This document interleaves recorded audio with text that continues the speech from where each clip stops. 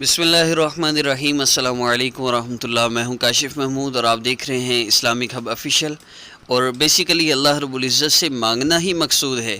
اگر آپ وظیفہ کرتے ہیں، دعا نہیں کرتے، تو آپ کو وہ فائدہ نہیں ہوتا جو اصل میں آپ کو مقصود ہے، جو آپ چاہتے ہیں فائدہ۔ اسی طرح ضروری نہیں ہے وظائف ہی کرنا، بلکہ وظائف سے زیادہ پر اثر ہے اللہ رب العزت کے کلام کو سننا، کیونکہ وظائف جو آپ اللہ رب العزت کے اسماء مبارکہ پڑھتے ہیں، یہ ایک اللہ رب العزت سے مانگنے کا ایک ذریعہ ہے۔ یہ ضروری نہیں کہ یہ سنت سے ثابت ہوں کہ اللہ کے نبی صلی اللہ علیہ وسلم نے اتنی مرتبہ یا اللہ یا ودود پڑھا، یا فرمایا کہ یہ پڑھو شوہر کی محبت کے لیے، تو یہ سنت سے ثابت نہیں ہے۔ ان کا بیسیکلی مقصد صرف اللہ رب العزت سے دعا ہوتا ہے، تو وہ آپ اللہ رب العزت کا مبارک کلام سن کر دعا کریں گے تو انشاءاللہ اس سے بھی آپ کو فائدہ ہوگا، بلکہ اس میں آپ کو زیادہ فائدہ ہوگا۔ ایک تو قرآن پاک سننے کا اجر، دوسرا اللہ رب العزت کا مبارک کلام سننے کا اجر، اور تیسرا اس کے بعد اللہ رب العزت سے دعا کرنا۔ تو قرآن پاک کی تلاوت کرنے سننے کے بعد دعا قبول ہوتی ہے، اور یہ قبولیت کا وقت ہوتا ہے، اس لیے اللہ رب العزت سے دعا کیجئے، انشاءاللہ آپ کو بہت زیادہ فائدہ ہوگا۔ جتنی بھی ویڈیوز اپلوڈ ہوتی ہیں ان میں پہلے اللہ رب العزت کا مبارک کلام ہے، اس کو سن لیجئے، شروع میں درود پاک پڑھ لیا کریں اور آخر میں پھر درود پاک پڑھ لیا کریں دعا کے بعد۔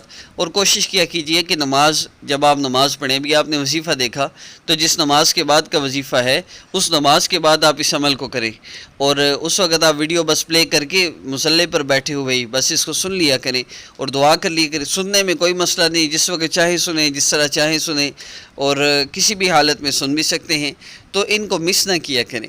بہت زیادہ امپارٹنٹ اور بہت زیادہ آسان ہے، آپ نے کرنا بھی کچھ نہیں ہوتا، بس سننا ہوتا ہے۔ تو 5-10 منٹ اپنی ذات کے لیے ضرور نکال لیا کریں۔ ہر نماز کے بعد ہماری کوشش ہوتی ہے وظیفہ اپلوڈ ہوتا ہے، لیکن اگر ہر نماز کے بعد اپلوڈ نہ ہو تو فجر، عصر اور عشاء کے بعد ضرور ہوتا ہے۔ تو فجر والا آپ فجر کے بعد بھی اور ظہر کے بعد بھی سنا کریں، عصر والا عصر کے بعد بھی اور مغرب کے بعد بھی سنا کریں، اور عشاء والا وظیفہ آپ عشاء کے بعد کسی وقت بھی فجر تک سن سکتے ہیں۔ اور اس کے علاوہ بھی کسی وقت آپ سننا چاہیں تو اللہ رب العزت کے کلام کا اثر مستقل ہے، اور اس میں آپ کو انشاءاللہ بہت زیادہ فائدہ ہوگا، اور انشاءاللہ آئندہ یہی روٹین رہے گی۔ اللہ رب العزت کا مبارک کلام سنیے اور اپنے مسئلوں کو حل کروائیے۔ اور عمل جو ہمارے وظائف ہیں، بیسیکلی ہمارے چینل پر وظائف کرنے کے لیے ہمارے چینل کو سبسکرائب کرنا اجازت کے لیے شرط ہے، اور اس کا بیسیکلی مقصد صرف آپ لوگوں کا اللہ رب العزت سے تعلق جوڑنا ہے اور سنت اعمال کی طرف لے کر آنا ہے۔ تو اس میں محسوس نہ فرمائے، جو لوگ سبسکرائب کر سکتے ہیں وہ سبسکرائب کر لیں، ان کو اجازت اسی پر ہے، جو نہیں کرنا جانتے ان کو ویسے بھی اجازت ہے۔ تو آئیے آج کی ذکر کا آغاز کرتے ہیں۔ بسم اللہ الرحمن الرحیم۔ لم يكن الذين كفروا من أهل الكتاب والمشركين منفكين حتى تأتيهم البينة رسول من الله يتلو صحفا مطهرة فيها كتب قيمة وما تفرق الذين أوتوا الكتاب إلا من بعد ما جاءتهم البينة وما أمروا إلا ليعبدوا الله مخلصين له الدين حنفاء ويقيموا الصلاة ويؤتوا الزكاة وذلك دين القيمة إن الذين كفروا من أهل الكتاب والمشركين في نار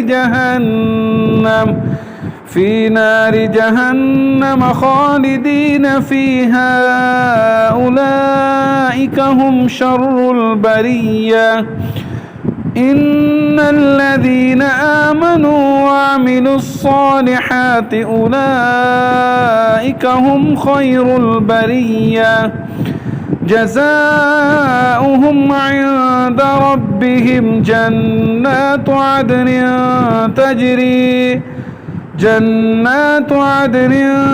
تجري من تحتها الأنهار خالدين فيها أبدا رضي الله عنهم ورضوا عنه ذلك لمن خشي ربه. بسم الله الرحمن الرحيم. لا أقسم بهذا البلد وأنت حل بهذا البلد ووالد وما ولد لقد خلقنا الإنسان في كبد أيحسب أن لن يقدر عليه أحد يقول أهلكت مالا لبدا أيحسب أن لم يره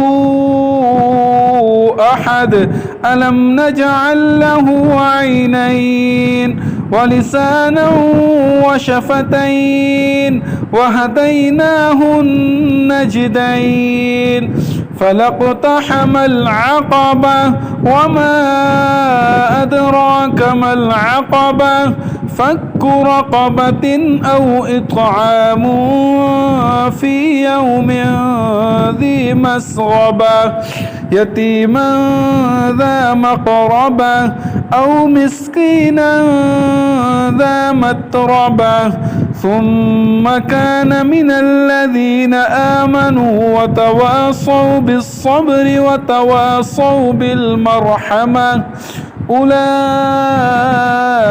أصحاب الميمنة والذين كفروا بآياتنا هم أصحاب المشأمة عليهم نار مؤصدة.